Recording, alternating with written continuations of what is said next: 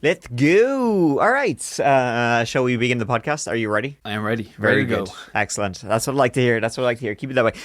Hey you and welcome. My name is Mike, folks, and today we're heading off to we're actually heading off to a country we haven't done on the podcast yet. No. I've done it in videos. Haven't done it in real life. Definitely. And I struggled a little bit with some of the names. Yeah, so bear with us, folks. We're heading off to Japan for this whole episode, so I'm gonna butcher the shit out of it. Look forward to that. But before we get into it, Keith, how are you? It's been Good. a week since we spoke because, it's been a week since people have heard us spoke. Let's put it that way. Okay, yeah. How are you? Good, yeah. Not too bad. The usual. Working away. Oh, had a bit of a, I won't say spooky incident, but definitely a scary incident. The in haunted house strikes back. Not, maybe it could be. You could say it's haunting, but I don't think so. Well, you've already had baseball balls, sorry, murdered people in your attic. Yeah. Ghost voices, ghost handprints, moths flying into your mouth. Shitload of shit, my friend. Few things have happened, but Yeah. on this occasion, Deserved? Yes. oh, absolutely. 100%. This has been building up my whole life. I completely deserve everything I get. Moths are coming home to roost. I am the Mothman. Yeah. But so I was upstairs. I was having a shower. My bathroom's on the second floor. This is relevant to the story. This isn't me Okay. bragging that I have a bathroom on the second floor. Woo! Yeah, I know. Look at fucking Mr. Big Balls over here with his bathroom on the second floor. That- Unlike us that first floor nearly bathroom everyone else people. has in the Yeah. world. But so my bathroom's on the second floor, and I was having a shower, as you do, normal. Wash my hair. But then I turned around, and there was a goddamn cat. I don't own a cat. There was a cat in the bathroom staring at me. It was this like black cat with like these bright green eyes, What the shit? just on the windowsill, just staring at me. It was outside the window. No, Oh, it inside. was in the window. It came into my bathroom. It was at Holy the shit. So my shower was like it's one of those bath shower things. Yeah. So I was standing in the bath and then looked at the end. We have like this little space at the end, and it was at the end of the bath, Wow. just sitting there Just staring at eyeballing me you, like staring at you and your cock. like a goddamn creep. Yeah, Yeah. It was Wow. Yeah, it was. That is freaky. It was really weird. I said, I don't own a cat. Don't know where the cat came from. Cat but, just gets off. Yeah, Just man. likes to get off on Just watching you getting wash. off. But I see the cat everywhere now, so I think he's just waiting for me to strip down again. Yeah, I know. Come back for another show. Licking his chops. You know? Yeah. When's the next show? Yeah. The pussy wants to see your cock. Oi. Hey.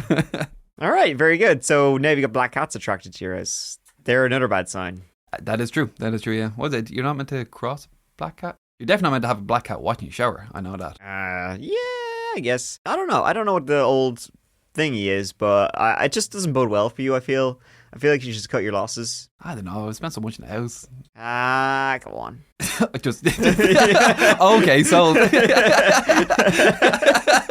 Yes.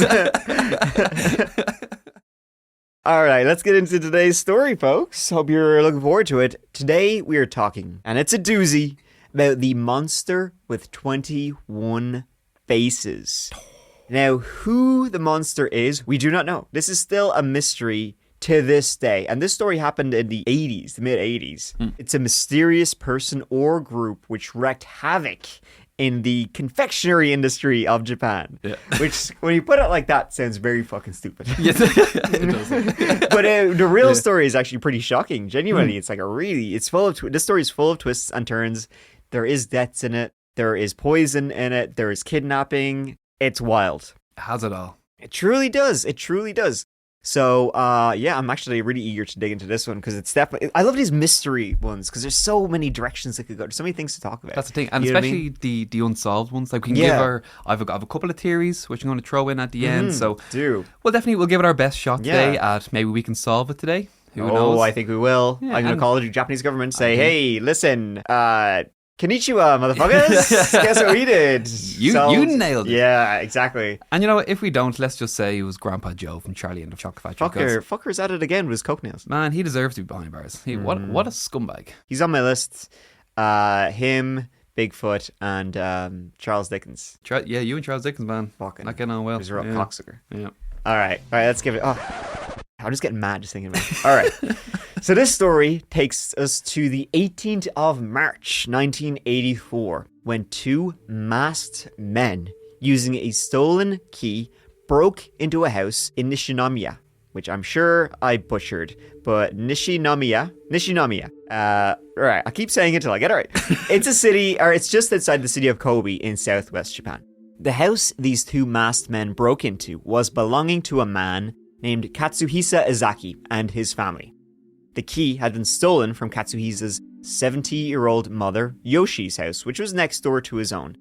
Yoshi had been tied up with her own telephone line by the invaders, but she was physically unharmed. Now, the home these two men were breaking into, it was more of an estate, with Katsuhisa's house and his mother's house belonging, to the same property, all surrounded by the same wall. So by breaking into Yoshi's home, they'd already technically broken into Katsuhisa's home too, but they just used the emergency key Yoshi had to get easy access to their real target and avoid the house's security. So, these two men were armed with a pistol and a rifle and had on white ski masks. After gaining access, they set about trying to find Katsuhisa, but first ran into his 35-year-old wife, Mikiko, and his 7-year-old daughter, Mariko. As the two men tied up Mikiko and Mariko, Mikiko desperately tried to reason with the men. She thought this was a robbery. She offered them whatever money they wanted. The only thing was, this was not a robbery. They didn't want Katsuhisa's money. They wanted the man himself. They told her that money meant nothing to them and to keep quiet. They then proceeded to cut the telephone line just as they had with Katsuhisa's mother, Yoshi. They then resumed searching the rest of the house. And it was a big old house, but it didn't take too long for the men to stumble across Katsuhisa, who was completely oblivious to the terror his wife and daughter were currently experiencing. They found Katsuhisa in the bathroom where he was bathing alone, with his two other children, 11-year-old Etsuro and 4-year-old Yukiko, sleeping completely undisturbed in their bedrooms. Katsuhisa was then dragged completely naked from his bathroom out of the house and then bundled into a waiting van. This wasn't a straight-up robbery. Money was the objective, but they just wanted a whole lot more than what the family could have had on hand. So you can probably guess where this was going. I feel if someone's trying to kidnap me while I was naked in the bath, you obviously haven't got anything. So I think my defense would be just to try get hard as quick as possible. That's why I wear the cock and ball ring, which we discussed in the last episode. There you go. I'm always hard. Always hard. I'd say I feel it would just make everyone in the room just so uncomfortable. I'm telling you, dude, you gotta stay hard all the time. I sleep hard. Yeah. Someone tries to think they can beat me down. You're creating a barrier. I'm creating a big fucking hard barrier with my dick. That's it. Take off my pants. Yeah. You gonna fight me now? And they're like, this is awkward. I'm out of here. Yeah, I know. The only problem is if they stay, you got a whole new problem, buddy. Yeah, no, I'm like, I actually have to use this. I didn't think this far. So who the hell was Katsuhisa Ezaki and why was he currently being bundled into the back of a van? Why did two masked men with guns and ski masks break into his house, steal a key, tie up his whole family, and then steal him away while he was in the nip? Well, it's precisely who he is that got him into this predicament. Katsuhisa Ezaki was the president of a company called Ezaki Glyco. In its earliest days, the company produced caramel sweets or candies made with glycogen, hence the eventual inclusion of Glyco in the title. Nowadays, Glyco is probably best known for its Pocky range of sweets, which, Keith, have you ever had a Pocky? I have not. They sell them everywhere. It's just like a long stick biscuit dip, one half is dipped in chocolate. That sounds good. I used to be a chocolatier. You did? Oh, I totally forgot that you were. Yes. Hey, okay, it's Keith History Time. I feel like every episode we should release it a little bit more because I feel like the audience probably know a lot about me because I've been online for like 6 or 7 years at this point. They don't know anything about you. Other than you have a family, you have a haunted house, and you have a normal day job outside of podcasting. One of those normal corporate jobs. You've got a normie job. I do, yeah. One of those old 9 to 5 stability, something I do not have. But you also were a chocolatier. I was, yeah. I was a chocolatier for 2 years. Oh, two years. Wow, okay. So, Keith, any funny stories about chocolate? How is, the fans at home are curious. How is chocolate made? What's the process behind making chocolate and selling chocolate? What's your favorite type of chocolate to sell? I'd be a great interviewer. It just derailed this whole podcast. All right, let's get back to it. But Keith is a chocolatier. Keith, what's your favorite type of chocolate? Ooh, definitely dark. Okay, great. The darker the better. In its earliest days, the company... Okay, anyways, basically they made Pockies. I'm sure a lot of people out there know what Pockies or Pokies, Mikados, I think they're also called. You see them in a lot of stores, specifically Asian stores. They're delicious. If you haven't tried them, if you see them, give them a go. So, Ezaki Glico, pretty big company making chocolates that are sold around the world, making their president, Katsuhisa, worth a lot of money. So he owned a chocolate factory. So this may have actually been Grandpa Joe. Oh, Full circle. yeah, this is coming back. I know. Right? Well, That's theory one. that's the real one. All right, chalk him up to another one. Within 24 hours, an investigation into the kidnapping and whereabouts of Katsuhisa was already underway when a ransom note was found in a phone booth not far from where he was taken. Initially, at least, the police had been operating on the assumption that the kidnapping was likely being done for personal reasons, as whoever had taken Katsuhisa seemed to know things about him that only people close to him would know, like, for example, that his mother had a key to the house that would help circumvent the Ezaki's security system. How did they know to break into his mother's house before his actual house? Yeah, they must have been watching them, or it was someone very close. Once the note was discovered, however, their focus shifted. Authorities knew it was a genuine note because news of the kidnapping had been suppressed so as not to spur the kidnappers into a panic and killing their hostage. That meant that up until that moment, only a few select people even knew it had happened. The note demanded 1 billion yen, which equivalent now to roughly $10 million, and 220 pounds in gold bullion for Katsuhisa to be returned unharmed. Now, that's no small chunk of change. The police had absolutely no idea who they were looking for and were essentially going off guesses. Just the fact that the kidnappers were demanding a ransom opened up the scope of the investigation to include pretty much anyone involved with Katsuhisa or Ezaki Glico.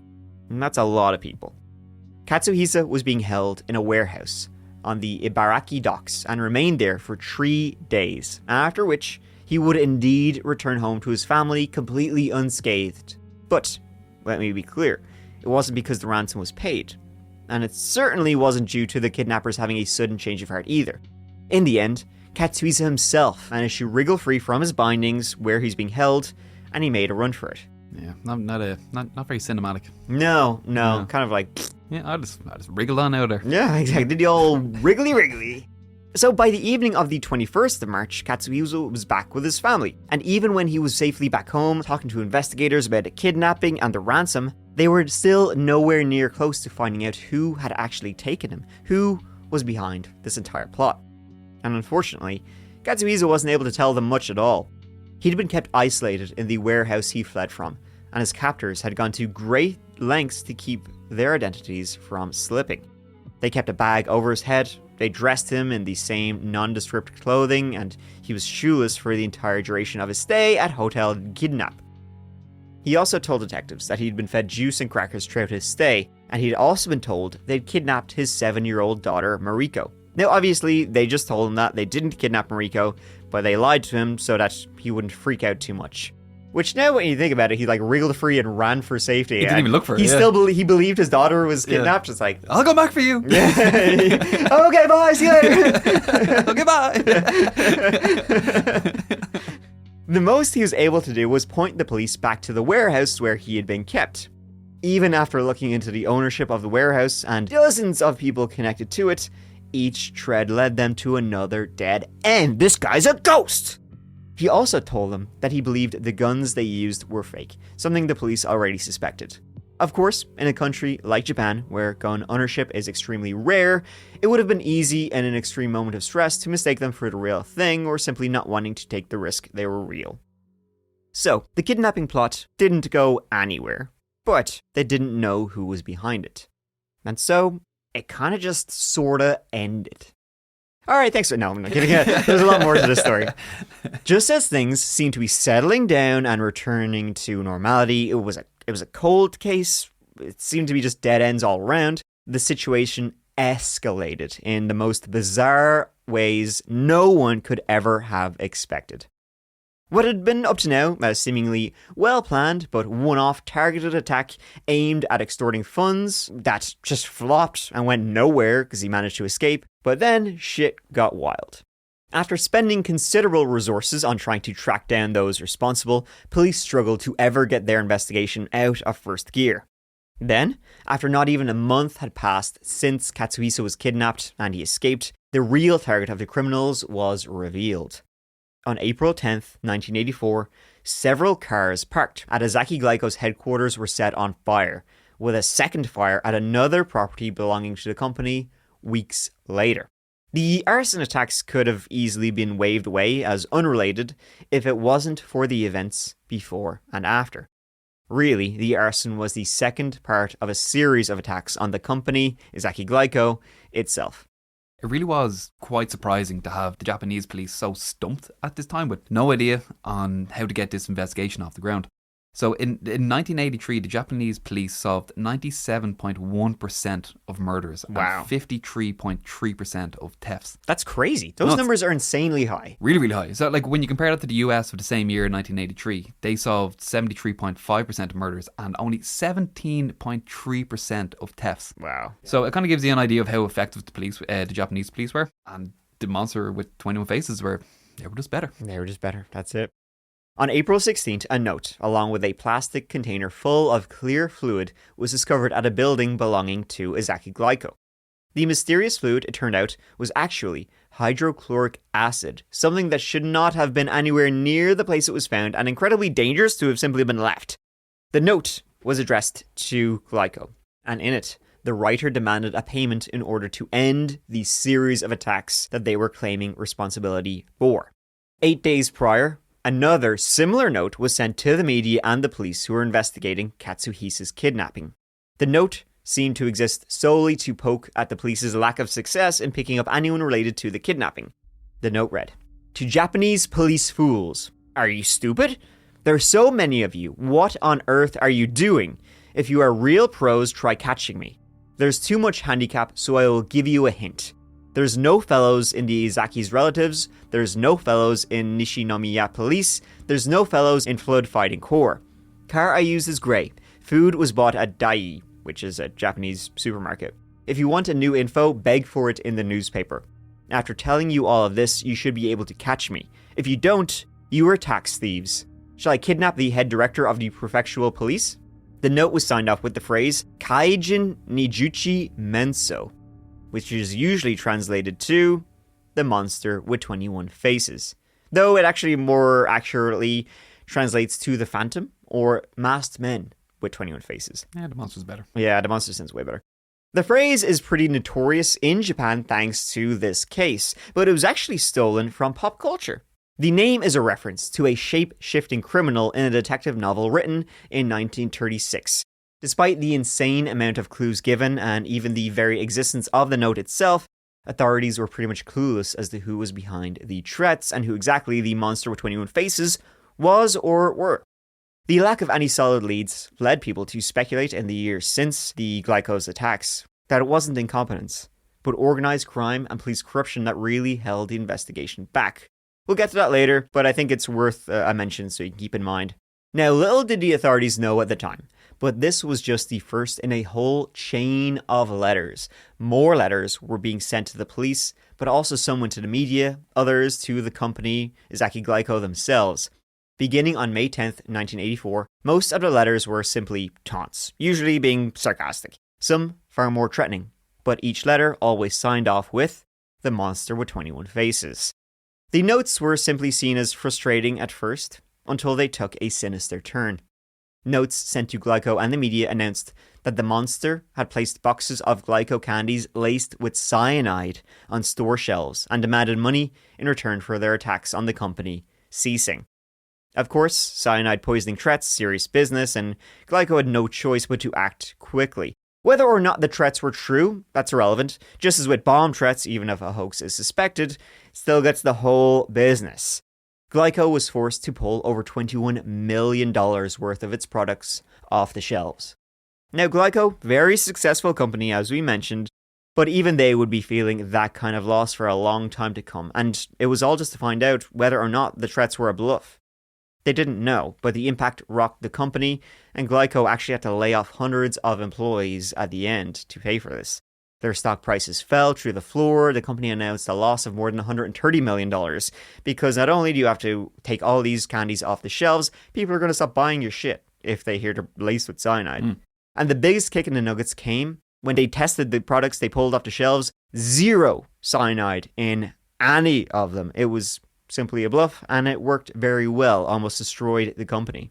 The latest correspondence from the monster told Glyco that they could end the threats for a payment of 1.3 million, which is a hell of a lot less than they demanded in the first place.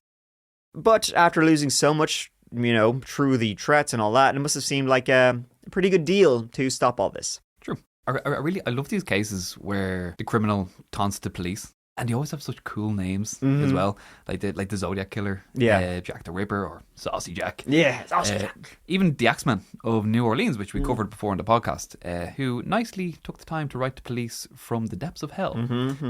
But it's such an interesting area of criminology where the killers just can't resist playing the classic game of like cat and mouse. Yeah.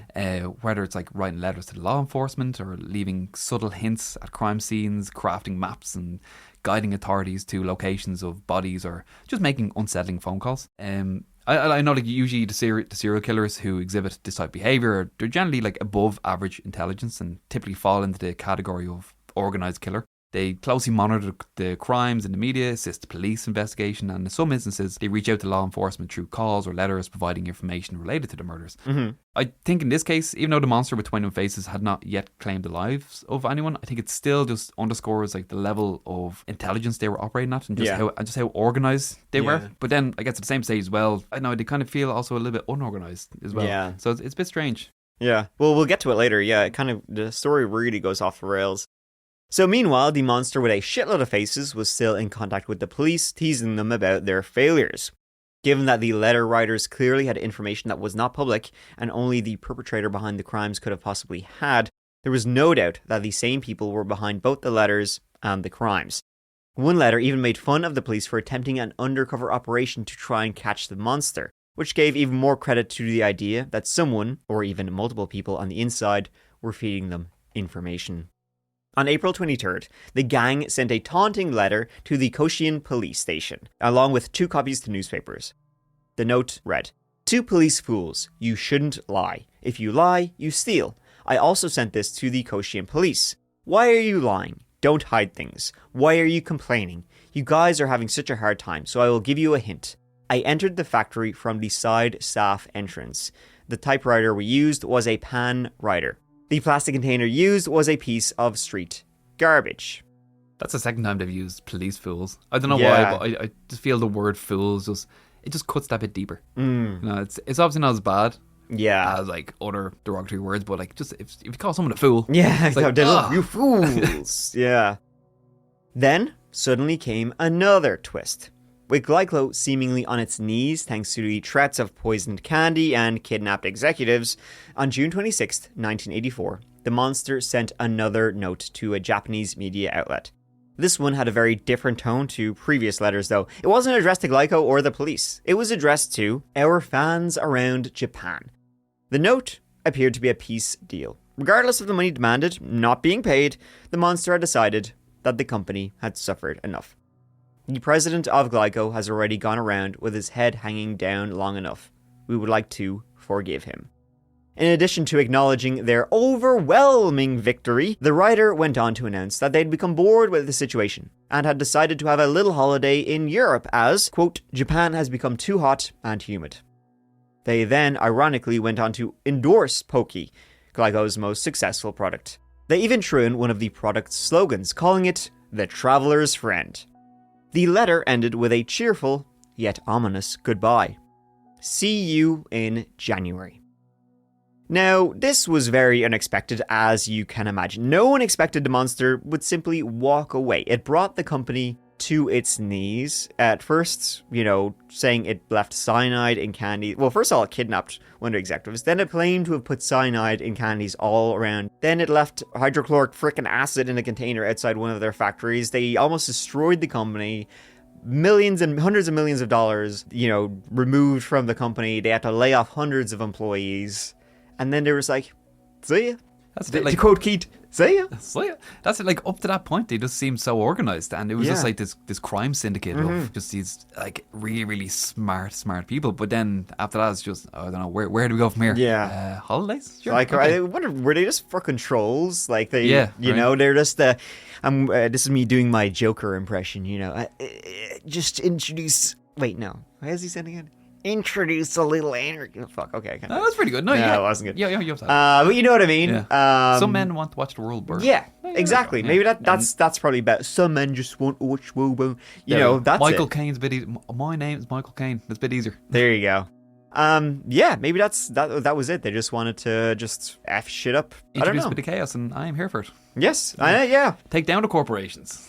I'm kind of was it. torn. Like I kind of feel like I'm rooting for them because Yeah. like it's against these big, like no one's dying at the moment, and it's against these big corporations. I'm like absolutely fantastic, but then Yeah. also at the same stage, like they're probably going to get a bailout, and the people are going to end Yeah. up hurting most. They is just did. the Yeah. average Joes who just trying to put a bit of food on the table, work their 9 to 5, and they get laid off. So Yeah. they're the real victims of this whole thing.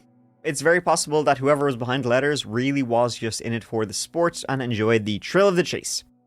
Now, if anything, the next company to feel the heat from the monster perhaps suffered even more than Glyco did.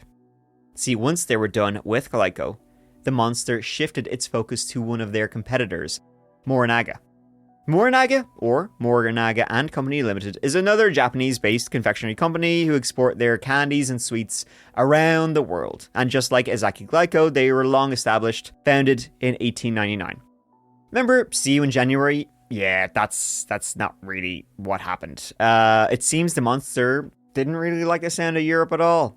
Or they cut it short, because they didn't wait until January of 1985. In October of 1984, a letter was sent to several Osaka-based news agencies and was addressed to Moms of the Nation. This letter, unlike the early letters to Glyco, got right down to making very specific threats. The monster said that they had placed 20 Morinaga candies on store shelves that were contaminated with potassium cyanide. The threat again led to a huge police operation to check Morinaga products for tampering. This time, though, the threat wasn't empty like it was before. In all, more than a dozen contaminated Morinaga products were discovered in the operation.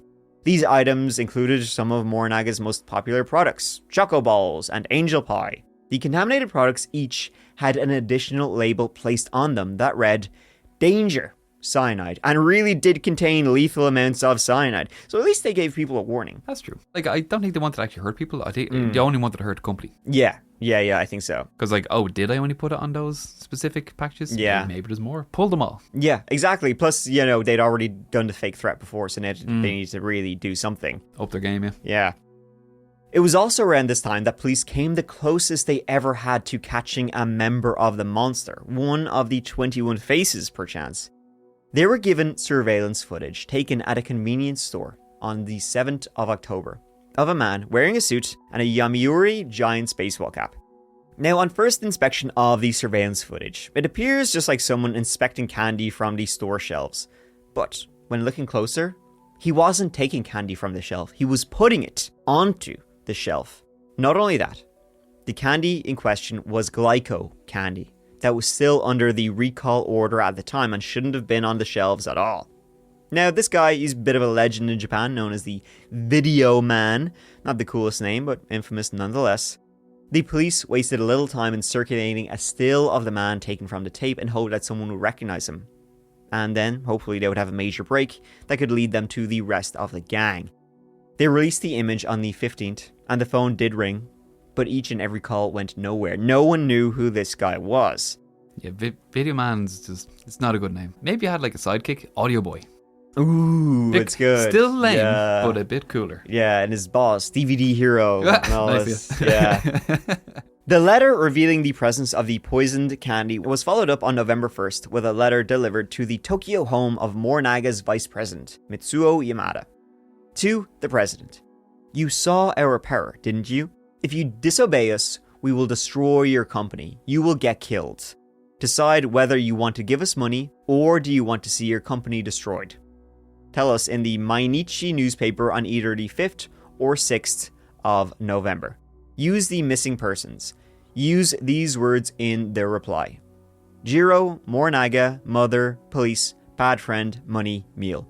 As we said before, we want 200 million yen. Monster with 21 faces.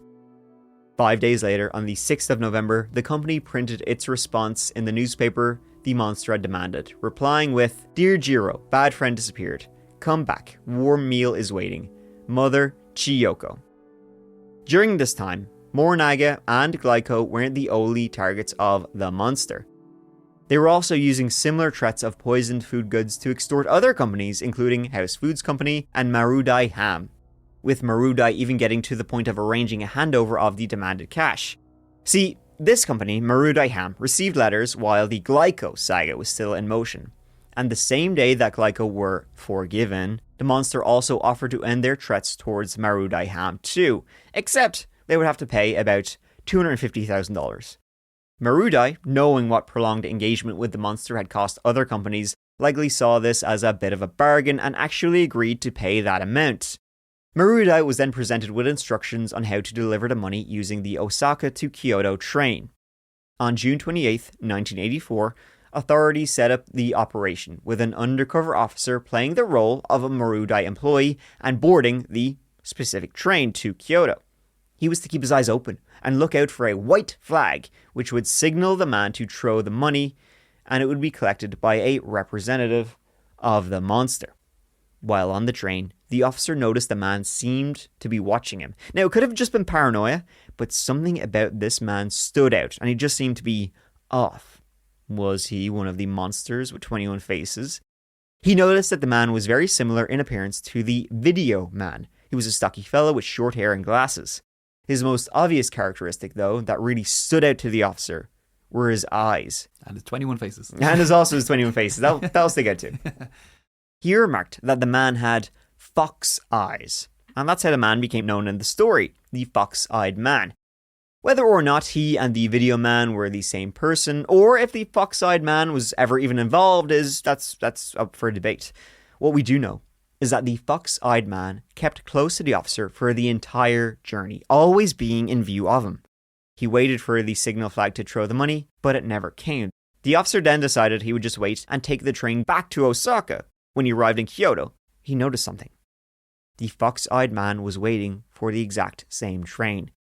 Once they arrived back in Osaka, the undercover officer sent another detective to follow the fox-eyed man, but he managed to lose him while on yet another train. The entire thing was very suspicious, and the fox-eyed man became the main suspect of the investigation. However, every resource the police had thrown at identifying him went nowhere. Everything was dead end after dead end after dead end. In November of 1984, House Food Corps was the main target of the monster, and like Marudai, also agreed to pay a fee to stop their products from being next on the poisoned list. Once they were given detailed instructions and told to take a company van and drop the money off at a public trash bin in Otsu, a big city in Japan's Shiga prefecture. Once more, they were told they'd know the place by a white cloth draped over the bin, but when they got to the location, the cloth was on the ground. A sign that the deal was off. Police began to focus on the crowds, and one officer actually thought he'd spotted the very same fox-eyed man. But just as before, they weren't able to capture him. A description of the car it's believed he fled in was put out, and it was later found abandoned, found to have been reported stolen days before. No matter how close the police got to getting some sort of resolution, finding some sort of suspect, it seems like they were always just one step behind.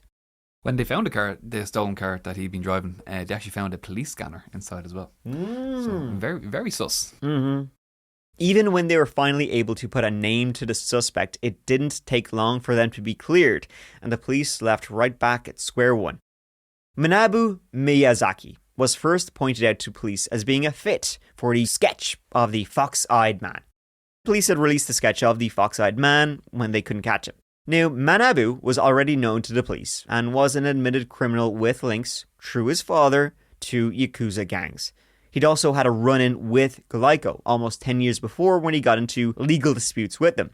Unfortunately, Manabu also happened to have a bunch of alibis for key incidents. He wasn't on those trains, or at least had very good alibis for not being on them, and was pretty much ruled out for being involved. To this date, though, he's the only person named and seriously considered. That is, despite having over 100,000 police officers involved in this case, investigating nearly 40,000 different suspects and nearly 90,000 tips from the public. Crazy numbers. Morinaga would continue to be sent threats and even hinted that the monster had contaminated more products, but this time they had not labelled the items with warnings. Over the course of the year, Mornaga suffered a 60% drop in sales, losing millions of dollars. And just like Glyco, they had to axe hundreds of workers from their factories. The government of Japan even had to step in to keep the company from going under altogether. At one point, they even had a letter containing literal cyanide sent to their officers, just to, as if the monster just wanted to say, hey, pay attention. Of all the organizations the monster targeted, Mornaga probably suffered the most, but I'd say the police were the second organization that suffered the most. Throughout the entire blackmail scandal of the four confectionery companies the monster with 21 faces targeted, the police were under constant and immense pressure. It was that extreme pressure that ended up sort of ending the entire ordeal. But it was very, very tragic what happened.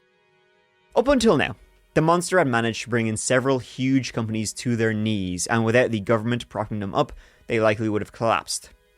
They had managed it all without spilling a drop of blood. No one ever consumed, or even intended to consume, the poisoned products.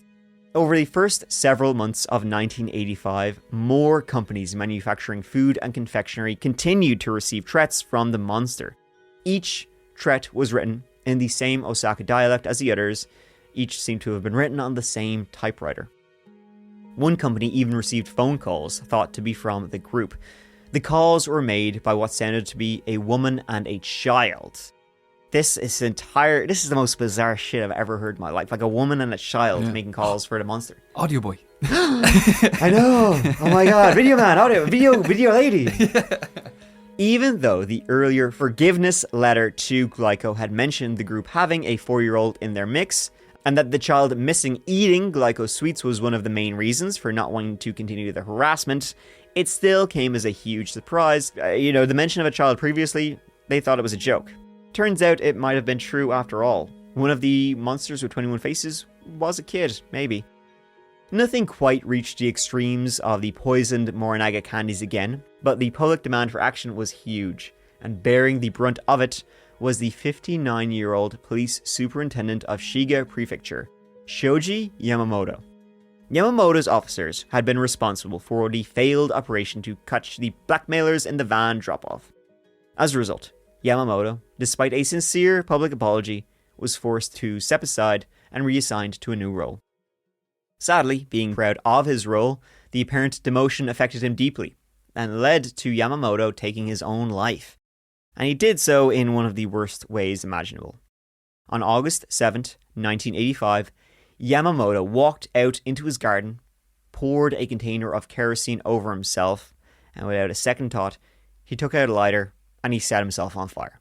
Jesus, what a way to go. Yeah. Suddenly, there was a very real human face on the entire incident. Days later, on August 12th, 1985, likely spurred by the sudden tragic turn in events, the monster sent their final letter. Yamamoto of Shiga Prefecture Police died. How stupid of him. We've got no friends or secret hiding place in Shiga. It's Yoshino or Shikata who should have died. What have they been doing for as long as 1 year and 5 months? Don't let bad guys like us get away with it. There are many more fools who want to copy us. No career Yamamoto died like a man. So we decided to give our condolences. We decided to forget about torturing food-making companies. If anyone blackmails any of the food-making companies, it's not us, but someone copying us. We are bad guys. That means we've got more to do other than bullying companies. It's fun to lead a bad man's life. Monster with 21 faces. So edgy. And a real edgelords. Though it seemed to show little sympathy to Yamamoto, maybe they knew, it's time to hang it up, right? Shit's getting too real when people are literally killing themselves. Surely, if they continued to push their luck, something would give. But whatever the true reason, that was the last anyone ever heard from the monster, who were true to their word, and they simply went away. Interestingly, to this day, no one knows who they are, why they were doing this, what actually happened, anything about them. But what's interesting is that the statute of limitations has actually passed on both kidnapping and blackmailing. So if, the monster 21 faces actually came forward and said, hey, yeah, it's me. That was me. The authorities couldn't do anything. Yeah. It's passed. So, this is a case where the bad guys really did win. They got away with it. There are a couple of theories. Ooh, key theory time. Yes, it's time because, I mean, this is a wild story. So many questions, so few answers. So I've 3 theories. 2, good. But I think the last one, I think it could be. Okay, give me your bad theories first. Okay, bad theories first. Okay, so what everyone thinks is one of the most compelling theory revolves around Manabu Miyazaki, the Fox-Eyed Man. The Fox-Eyed Man, okay. So he's believed to be somehow connected to, or at least a member of, this syndicate. So you mentioned the Fox-Eyed Man. He drew attention to police during both the attempted money drop-off. Yeah, on the train. Yes. Yeah, and the public trash can incident in the van Otsu. thing. Yes, exactly. He spotted at both scenes. He was spotted twice. So what's interesting is when the police released a sketch of the Fox-Eyed Man to the public, Miyazaki's own mother was convinced that it was him. Also, as you said, it's not like he had a clean history. He was the son of a Yakuza boss and was a known criminal who had organised anti-police actions in college and already had been arrested several times prior to this. Yeah. But the best part of his is once the statute of limitations for the Man with 21 Faces was expired, Miyazaki, he published a memoir detailing his life of crime. The book's cover featured the police sketch that they released during the search for the Fox-Eyed Man. Ooh, that's good. It's such a fuck you to police, like. Yeah. He did confess to a number of crimes in the book. However, he didn't make any mention or involvement to the 21 Faces spree. You were absolutely right. That's a big fuck you to be. This Isn't is it? Me. Like, that's brilliant that he didn't mention it. It's He's so- like, it's- yeah, it's kinda the subtle. whole Yeah. elephant in the room. He's like, fuck you, I'm not telling you. It's so, and the best thing is the book actually did really well. It went on Really? to earn over 100 million yen. Wow. It's like he eventually got his money. Yeah, I mean, it sounds like if he was organizing all these things, he's probably an anarchist, anti-police, anti-government. As a member of the Yakuza, he would have no problem kidnapping and blackmailing people. Exactly. Yeah. Yeah. So that's theory number 1. Interesting. Which is the worst one, but still good. It's a good thing. I know, not bad. I think that the fact that he put the sketch though as the cover of his biography It's is so brilliant. good, isn't it? Yeah, I love that. It's subtle, but it's also like a real FU. Yeah, You know, like it's really it good. is me. You know? Yeah. So theory number 2. So another theory is that it was an inside job. And Katsuhisa Izaki was in on it from the start. Mm-hmm. So this theory gained a lot of traction at the beginning of all this and it appears to stem primarily from the disbelief that Izaki was able to escape from his captors, which Right. I do somewhat agree with. Mm-hmm. We mentioned earlier, apparently these kidnappers were extremely well organized, but Yeah, they left ropes a little bit, just a little loose. Again, he was Yeah. just able to wriggle out of his restraints and just walk out of the warehouse Yeah. without anyone chasing him. So it just seems a bit too easy. I agree with that. I hear that. And some people also found it suspicious that Glico's candy was only threatened with being poisoned, while his competitor Morinaga was actually contaminated poisoned? with cyanide. Yeah. But however, there has been no evidence to back this up, and if Izaki was in on it, it really did blow up in his face because all of the Glico products ended up being pulled from the shelves, forcing the company to shut down production temporarily and lay off 2/3 of their part-time employees. So it didn't really work out great for them. Yeah. It might have started off as an inside job and just got out of hand. Right. Well, it always does seem like it was an inside job, though. It's just simply because they were always one step ahead. Yeah. I definitely think it was probably an inside job, but I would lean more towards it being a police. There's somebody in it. Well, maybe he had friends in the police, It could have literally been the name, the Monster with 20 Faces. There could have been a whole syndicate of these people from all areas. Yeah, you big know? conspiracy. Could have been to take down the candy companies, Yeah, that's good. Theory number 3. And this is the good one. Okay, so this is my favorite theory, and I hope it's true because it's such a good revenge story. Okay. I'm locked in. Right, so we're going to rewind back 30 years from when 21 Faces sent their initial letter, back to the year 1955. So during June 1955, a number of infants in Western Japan experienced an uncommon illness categorized by symptoms like diarrhea, constipation, vomiting, swollen abdomen, and the darkening of skin color. The common factor among these infants was their consumption of powdered milk, eventually identified as the Morinaga milk brand, the same Morinaga that also makes candy. So it was found that the stabilizing agent in Morinaga milk somehow contained the poison arsenic. Tragically, by June 1956, over 12,000 infants had been injured and 138 had died. What? 138 babies died? Yeah. Jesus, that's crazy. Huge numbers. That's insane. It was nuts. So after much legal debate, Morinaga did eventually reach a settlement, much to their dismay, with the families of the affected infants. Settlement me fucking bollocks. 138 babies dead and 12,000. 12,000 sick or harmed. Yeah. The company should have been burnt. Gone. Yeah. Even though like some of them had reached settlements, the damage had already been done. Like arsenic is a neurotoxin, so it's a poison that left many of the survivors with chronic health problems their entire lives. Wow. So by the time the monster with 21 faces began its terror across Japan, the victims of the milk poisoning incident would have been almost 30. Yeah. And perhaps ready to seek revenge on a company that destroyed their life. So some skeptics of this theory say, why did 21 Faces target the entire industry instead of just Morinaga? Yeah. And to that I say, because they were trying to bring down the whole goddamn system. Yeah.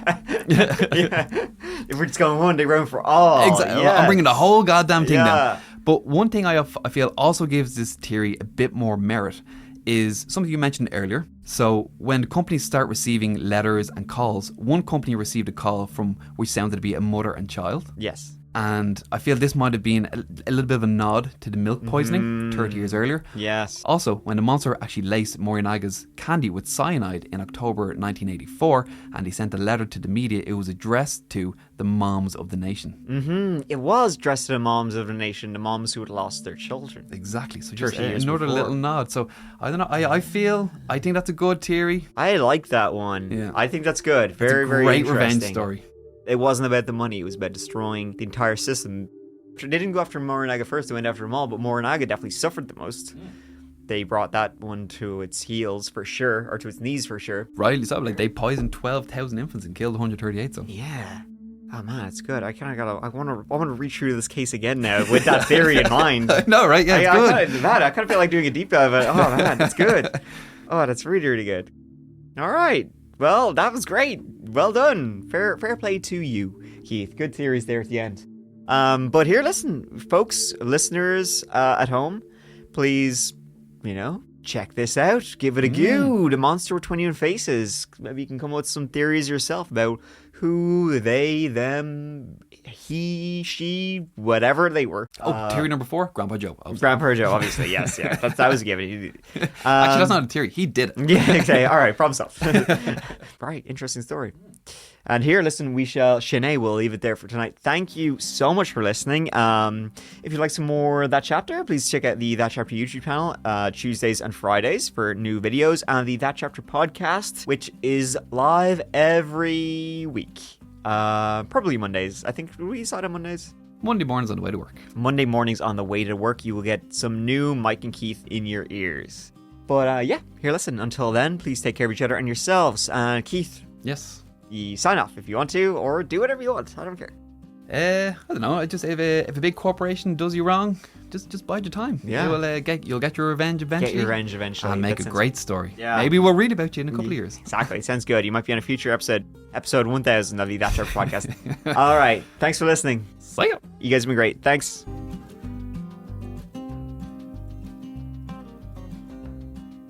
One of those old 9 to 5 stability, something Yeah. I do not have. Yeah. Work for OnlyFans. Yes, exactly. But not the one you think of. We just sell fans. Yes. Ceiling fans, and someone calls up and they're like, "Have you got air conditioning?" I'm like, no, only fans. That's it. Yeah. Anyway.